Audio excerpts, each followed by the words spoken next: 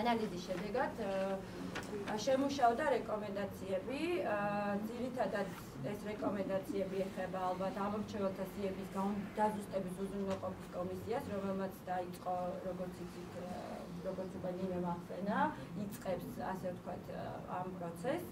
საბოლოოდ უნდა მოხდეს იდენტიფიცირება იმ პირებისა, რომლებიც არიან რეალური ამორჩევლები.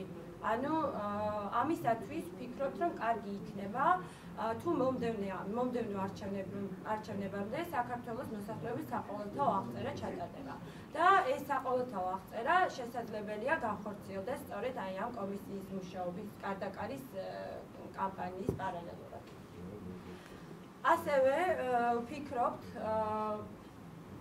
რომ მთელი ქვეყნის მასშტაბით უნდა შეიქმნას მისამართების სტანდარტული სისტემა. მესამე რეკომენდაცია, ანუ მოიცავს აი ამ მისამართების ეგრეთ წოდებულ პრობლემას, რასაც მივიჩნევ ძალიან მნიშვნელოვანი პრობლემაა ერთ-ერთი.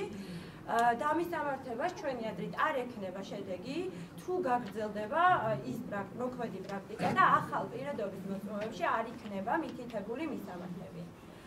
თუ პირადობის მოწმობებზე მისამართები არ იქნება, მაშინ ჩვენი აზრით ყველა საარჩევნო უბანში უნდა იყოს განთავსებული პირადობის მოწმობის ამოცნობი აპარატები.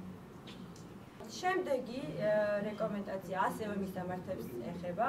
მისამართის ცვლილების შემდეგ, ვინაიდან ანუ ვიცით, რომ თვითონ მოქალაქეებაც უნდა იაქტიურონ ამ რეგისტრაციის პროცესში, მათი წახალისების მიზნით ვფიქრობთ, კარგი იქნება, თუ მოხდება რეგისტრაციის შემდგომ იარსებებს რაღაცა წამახალისებელი ფაქტორები იმისათვის, რომ ამ ადამიანებმა იაქტიურონ და თავად გაიარონ რეგისტრაცია. სპეციალური ყურადღება ასევე უნდა მიექცეს, როგორც ვთქვით, გარდაცვლილებს, წეგან გარდაცვლილები, რა თქმა უნდა, როგორც აღნიშნე, შემცირებულია გარდაცვლილების რაოდენობა, თუმცა მინდა აღნიშნე, რომ განსაკუთრებული ყურადღება უნდა მიექცეს ამ შემთხვევაში დასავლეთის რეგიონს, ვინაიდან ჩვენი გარდაცვლილების რაოდენობის უმრავლესობა სწორედ ამ რეგიონში იქნა აღმოჩენილი.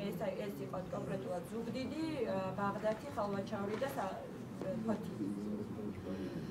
რაც შეეხება ანუ კიდევ ორი მნიშვნელოვანი და ეს კონკრეტულად უკვე ამორჩეველთა სიების დაზუსტების უზრუნველყოფის კომისიას ეხება, ჩვენი აზრით, მათ მიერ გადამოწმებული ინფორმაცია ხელმისაწვდომი უნდა იყოს ყველა რეგისტრირებული საარჩევნო სუბიექტისათვის და ასევე სადამკვირვებლო ორგანიზაციებისათვის.